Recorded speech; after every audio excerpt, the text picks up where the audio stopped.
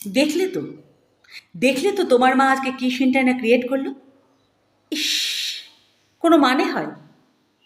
এইসব 5 স্টার হোটেলে ডিনার করতে কেউ কখনো নিয়ে যায় ওই রকম একটা ইলিটারেট মহিলাকে? রাগে গজগজ করতে করতে কথাগুলো বলল মল্লিকা।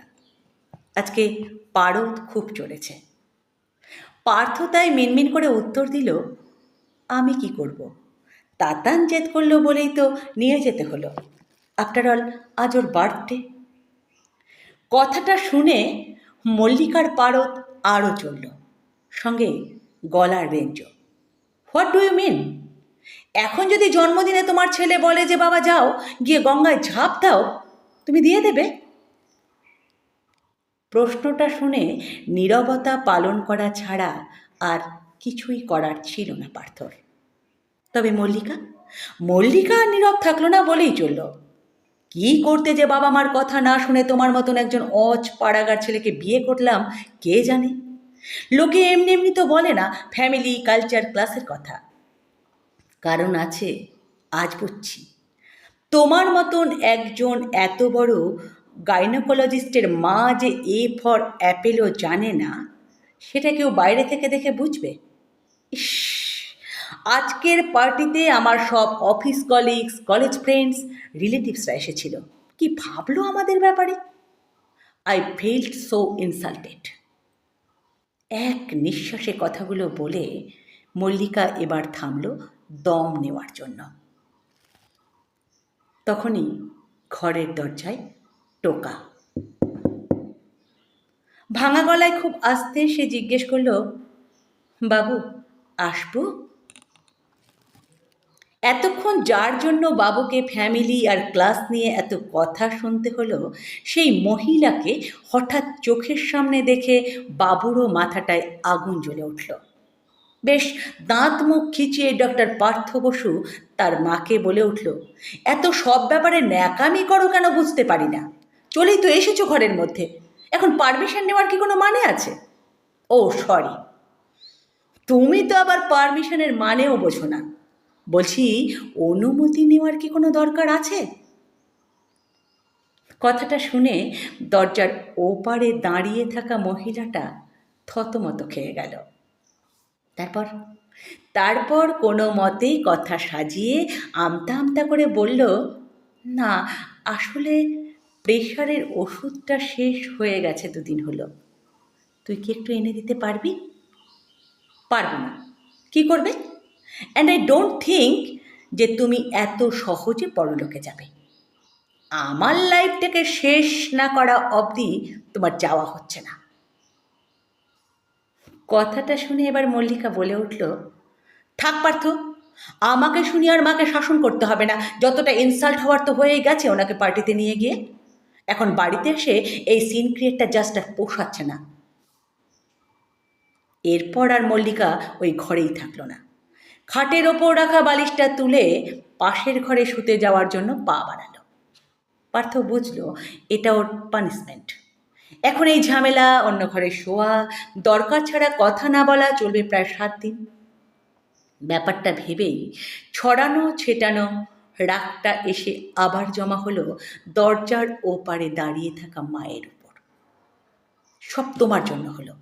তুমি বোঝো না? তুমি আমাদের সোসাইটিতে মেশার মতো মানুষ না। আমি বললাম আর তুমি নাচতে নাচতে চলে গেলে হ্যাংলার মতো। তুমি তো তাতানকে মিথ্যে করা বলতে পারতে যে তোমার শরীর খারাপ, তাহলেই তাতান আর জেদ করতো না। কিন্তু না, সব সময় আমাকে সকলের সামনে লজ্জায় তোমাকে ফেলতেই হবে। জাস্ট কিছু বলার নেই। কোনো পজ না দিয়েই কথাগুলো বলা শেষ করেই ধাম করে পার্থ মায়ের মুখের ওপর দরজাটা দিয়ে দিল। মলিনা দেবীর হঠাৎ চারিদিকটা ঝাপসা হয়ে এলো। চোখে বড্ড জল জমেছে। সত্যি কি উনি হ্যাংলা? জন্মদিনে নাতির মুখের ওপর না বলতে পারেনি, মিথ্যা কথা সাজিয়ে গুজিয়ে বলতে পারেনি বলে তিনি হ্যাংলা? প্রশ্নগুলো বারবার মনে ভিড় করল মলিনা দেবীর। আর চোখে ভেসে উঠল পার্টিতে আসা লোকগুলোর হাসি হাসি মুখ। সবাই হেসেছিল ওনাকে দেখে, মজা নিচ্ছিল একজন গাইয়ার। আসলে আসলে সেই দিন পার্টিতে সব কন্টিনেন্টাল ডিশ ছিল। পাস্তা, পিৎজা, নুডলস, মেক্সিকান কারি, পনির পাসান্দা, এইসব যত সব খাবার, এইসব খাবার চোখে দেখা তো দূরের কথা, নামও শোনেননি কখনো মলিনা দেবী। তাই তাই বৌমা যখন তার হাই ক্লাস সোসাইটির ফ্রেন্ডসদের সঙ্গে হাই হ্যালো করছিল, তখন মলিনা দেবী সবার সামনেই বৌমাকে প্রশ্ন করে ফেলেন, বৌমা, বলছিলাম কি বেগুন ভাজা, সোনামুগের ডাল, ছেঁচড়া এইসব কিছু হয়নি? ওই শুয়োপোকার মতন ওইগুলো টেবিলে কি সাজানো আছে, ওইগুলো কি লোকে খেতে পারে নাকি? ব্যাস, কথাটা শুনেই মল্লিকার মুখ লজ্জায় লাল। আশেপাশে সবাই তো যেন লাফটার শো দেখার মতো হো হো করে হেসে উঠল। পাশে দাঁড়িয়ে থাকা একজন মহিলা হাসি মুখেই বলে উঠল, aunty aunty are you out of your mind? আপনি কি বলছেন এইসব? মলিনা দেবী বোকার মতন মুখ করে আবারও একটা প্রশ্ন করে ফেলল, আন্টি? মা, তুমি আমাকে আন্টি বলে কেন ডাকছো? আমি তো তোমার মাসিমা হই। কথাটা শেষ হতেই মল্লিকা সবার সামনেই চিৎকার করে উঠল, আপনি থামবেন মা, জাস্ট স্টপ ইট প্লিজ। কিন্তু ততক্ষণে যা হবার তা হয়ে গেছে। পুরো পার্টিতে ইনভাইটেড গেস্টরা তখন মুখ টিপে টিপে হেসে মজা লুটছে। মল্লিকার মাসি তো আবার ওকে সরাসরি বলেই ফেললো, leave it Mallika, we understand, তোর হাজব্যান্ড জুয়েল হলেও ফ্যামিলিটাকে ভালো চুজ করতে পারিসনি তুই, মিনিমাম সেন্সও কাজ করে না ভদ্রমহিলার, হেকে নিয়ে এইসব জায়গায় আসাটা তোদের উচিত হয়নি একদম।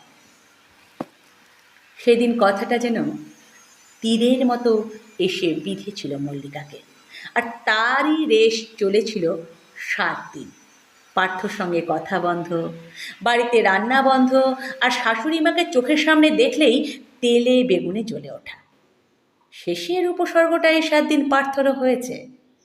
মা এই কদিন যতবারই কথা বলতে এসেছে পার্থর সঙ্গে, পার্থ মুখ ঝামটা ছাড়া কিছুই ফিরিয়ে দিতে পারেনি। এই যেমন সেই দিন বাড়ির কাজের লোক আসেনি। মল্লিকার আগের ঠেলায় সকাল সকাল অফিস বেরিয়ে গেছে, লাঞ্চ করবে ক্যান্টিনে, কিন্তু পার্থ তো না খেয়ে বেরোয় না। তাই মলিনা দেবী নিজেই চলে গিয়েছিল রান্নাঘরে, হাতে তেল মেখে এঁচড় কেটেছিল। ছোটবেলায় ছেলেটার এঁচড়ের ডালনা খুব পছন্দ ছিল। যখনই রান্না করত, মাকে এসে জড়িয়ে ধরত খুশিতে। এইসব ভেবেই ডাইনিং টেবিলে পার্থর জন্য এঁচড়ের ডালনা সাজিয়েছিল বাটিতে। কিন্তু আজকের দিনটা একটু আলাদা হলো। পার্থ এলো, নির্বিকার মুখে খেলো, তারপর হাত ধুতে উঠে গেল। মলিনা দেবী কিছুতেই বুঝতে পারল না, তাহলে কি রান্নাটা খারাপ হয়েছে? নুন ঝাল ঠিক আছে তো? এই সব ভাবনার ভিড়েই আনমনে প্রশ্নটা করেই ফেলল, এঁচড়ের ডালনাটা ঠিক ছিল রে? পার্থ কথাটা শুনে ভ্রুটা কুঁচকে বলল, মানে ভুল থাকবে কেন? মলিনা দেবী থমথম মুখে বলল, না আসলে তুই তো কিছু বললি না তাই। পার্থ তখন বেশ ঝাঁঝিয়ে উত্তর দিল, কাজগুলো করো কি নাম কেনার জন্যে? কি ভাবলে এইসব রান্না করে খাওয়ালে সেই দিনকার ইনসাল্টটা ভুলে যাব? তোমার জন্য মল্লিকার সঙ্গে আমার সম্পর্কটা এত ঝামেলার। 7 দিন ধরে আমরা কথা বলছি না, সেই সব কি এই এঁচড়ের ডালনা খেয়ে ভুলে যাব? মলিনা দেবী এইসবের পর কি বলবেন বুঝতে পারছিলেন না। সত্যি এরপর হয়তো কিছু বলারই থাকে না, শুধু চোখ দুটো আবার ঝাপসা হয়ে যাচ্ছে জলে। অনেক চেষ্টা করেও চোখ দুটোকে রুক্ষ শুষ্ক রাখতে পারছেন না। সেটা দেখে পার্থ তার গলার রেঞ্জটা আরও বাড়িয়ে বলল, মা প্লিজ এই মেলোড্রামাটা বন্ধ করো তো, এইসব ন্যাকামো আর সহ্য হচ্ছে না। না, মলিনা দেবী এই কথাটারও কোনো উত্তর দেয়নি, কারণ সামনে যে দাঁড়িয়ে এইসব কথা বলছে তাকে উনি চেনেন না। এই পার্থ তার কাছে একদম অচেনা। ওনার নিজের ছেলে আজ অনেক দূরের লোক, যাকে যাকে দূর থেকে দেখা যায় কিন্তু সে ধরা ছোঁয়ার বাইরে। এইসবের পর 7 দিন কেটে গেছে। আজ 21শে ফেব্রুয়ারি, ভাষা দিবস। তাতানদের স্কুলে আজ প্রোগ্রাম আছে। বাংলা ভাষা আমাদের বাঙালিদের কাছে কতটা গুরুত্বপূর্ণ সেটা নিয়েই বক্তব্য রাখা হবে। বাচ্চা বাচ্চা ছেলে মেয়েদের কাছে বাংলা ভাষা কী সেটা নিয়ে একটা আলোচনাও হবে। আর কিছু স্টুডেন্টস স্পিচ দেবে মাতৃভাষা সম্পর্কে।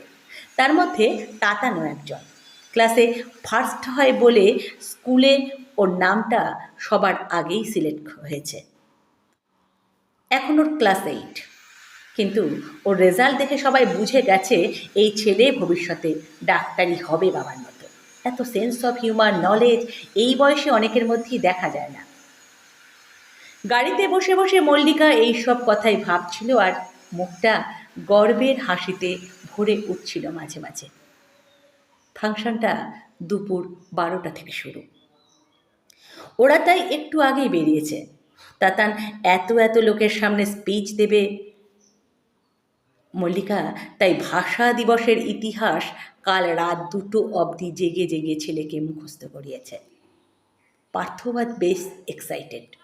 নিজের সব কাজ ফেলে আজ ও এসেছে স্কুলে। ছেলের স্পিচ ভিডিও রেকর্ডিং করবে, তারপর কলিগসদের শোনাবে। এই সব ভাবনার ভিড়েই ওদের গাড়িটা স্কুলের সামনে এসে থামল।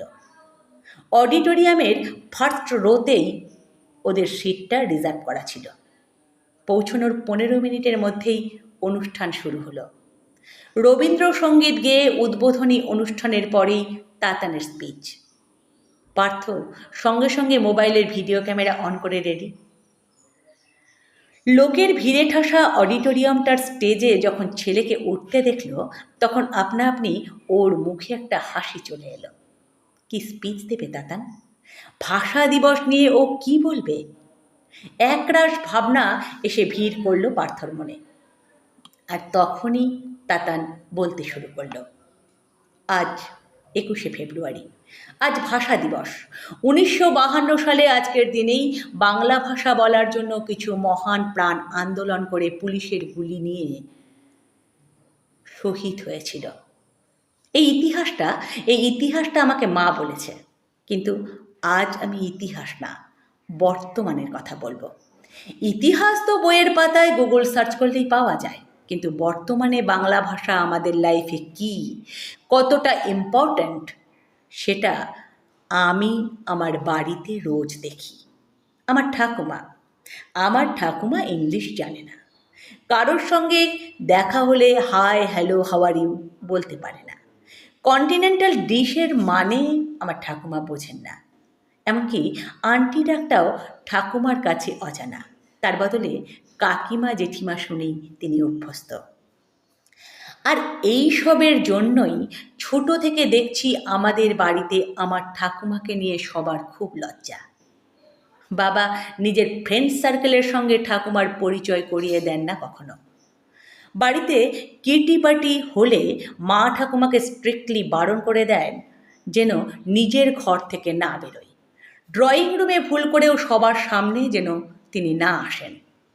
এমনকি আমার বার্থডে পার্টিতেও ঠাকুরমার এন্ট্রি আমার মা বাবা পছন্দ করে না। ঠাকুমাকে নাকি 5 স্টার হোটেলে নিয়ে যাওয়া যায় না, তার জন্য 7 দিন ধরে বাড়িতে ঝামেলা হয়। মা বাবার সঙ্গে কথা বন্ধ করে দেয়। ছোট থেকে আজ অবধি দেখেছি মা বাবা ঠাকুমাকে যেন সবার থেকে লুকিয়ে রাখতে চায়। গড়গড় করে ইংলিশ বলতে পারে না বলে সে এথিকেটস জানে না, লোকের সাথে মিশতে জানে না, মুখ খুললে ব্লান্ডার করবে, এই রকমই একটা ধারণা সবার। যদিও আমার ঠাকুমা দারুণ রান্না করতে পারেন, ভীষণ সুন্দর গানের গলা এই বয়সেও, রবীন্দ্রসঙ্গীত খুব সুন্দর গান, দারুণ ভালো গল্প বলতেও পারেন।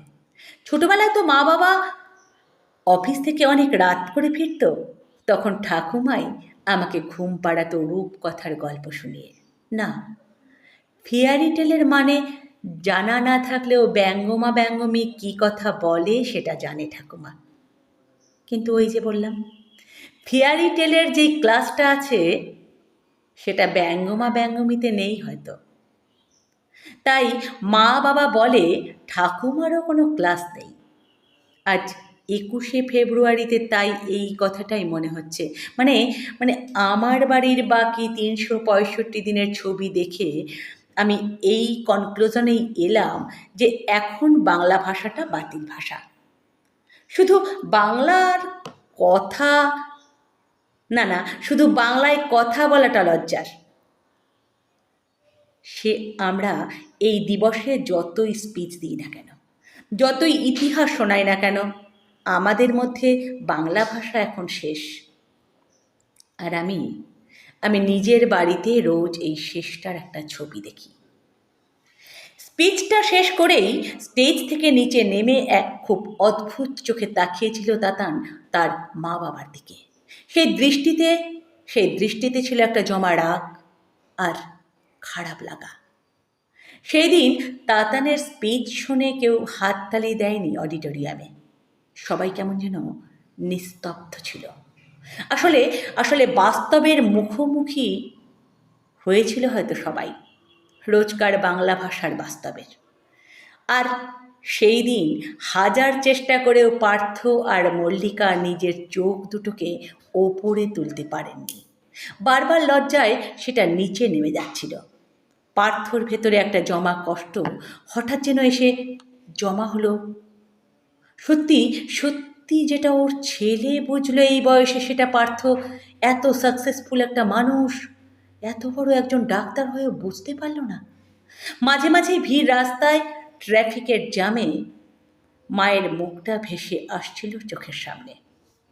সত্যি তো মা কি সুন্দর গান গাইতেন, কত সুন্দর সুর ছিল মায়ের গলায়। এতদিন যেন ভুলেই গিয়েছিল পার্থ সেই সুরটাকে। মা তো ওকেও ছোটবেলায় রূপকথার গল্প শোনাতো, রাজপুত্র রাজকন্যা, রূপকথার দেশ। আর আজ পার্থ তো ওর মায়ের সাথে 2 মিনিট বসে কথা বলে না, দরকার ছাড়া।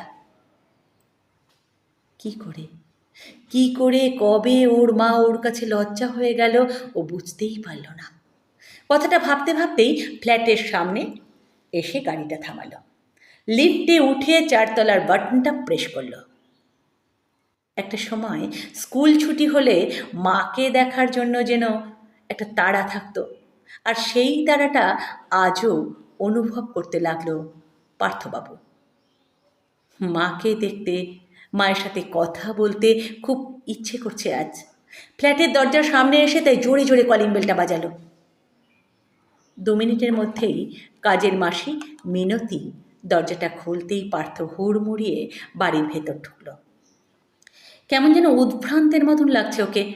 ড্রয়িং রুমের কোথাও মাকে দেখতে না পেয়ে মিনতিকে প্রশ্নটা করেই ফেলল, কিরে মা কোথায় রে, তাড়াতাড়ি বল। মিনতি নির্বিকারভাবে উত্তর দিল, কোথায় আবার, নিজেই ঘরেই থাকবে। পার্থ আর টাইম ওয়েস্ট না করে দৌড়ে মায়ের ঘরে গিয়ে দরজাটা ধাক্কা মেরে খুলল। আর হঠাৎ পাটা থমকে গেল। ঘরের মাটিতে মেঝেতে মা পড়ে আছে, নিথর একটা শরীর, তবে মুখে একটা শান্তি, জীবন থেকে মুক্তি পাওয়া শান্তি।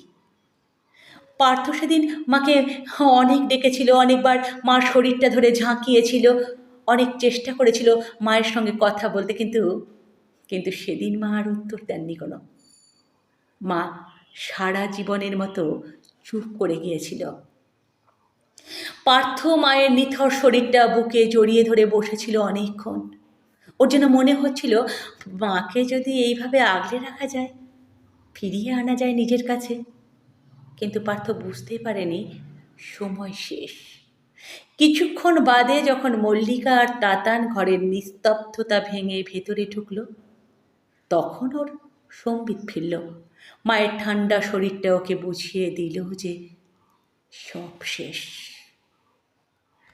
3 ঘন্টা বাদে ডেথ সার্টিফিকেট এলো। তাতে লেখা ছিল স্ট্রোক অ্যাটাকের জন্য মৃত্যু। পার্থর রিপোর্টটা চোখ বুলিয়ে যেন পা টাল খেয়ে গেল। 2 সপ্তাহ আগে তাতানের জন্মদিনের দিন রাত্রিবেলা মা ওর ঘরে এসেছিল না প্রেশারের ওষুধের কথা বলতে, আরও মুখের ওপর দরজা বন্ধ করে দিয়েছিল। তারপর তো ওষুধের কথাটা ভুলেই গিয়েছিল। আর বেশ কিছুদিন ধরেই তো মায়ের হাই প্রেশারের প্রবলেমটা চলছিল, তার জন্যেই স্ট্রোক হলো না তো হঠাৎ। তাহলে কি ওর জন্য ওর মা মারা গেল? সেদিন চুল্লিতে মাকে ঢোকানোর সময় শেষবারের মতো মায়ের মুখটা দেখল। আর আর কানে যেন একটা কথা বেজে উঠল, অ্যান্ড আই ডোন্ট থিঙ্ক যে তুমি এত সহজে পরলোকে যাবে। আমার লাইফটাকে হেল না করে তো তোমার যাওয়া হচ্ছে না। ওর মা যখন সেই দিন ঔষধ কেনার জন্য বলতে এসেছিল, ও তো মুখ ঝামটা দিয়ে এই উত্তরটাই দিয়েছিল মাকে। আজ যেন চুল্লির আগুনে পুড়ে মা তার প্রত্যুত্তরটা দিয়ে গেল। আর একটা অধ্যায় নিঃশব্দে শেষ হয়ে গেল।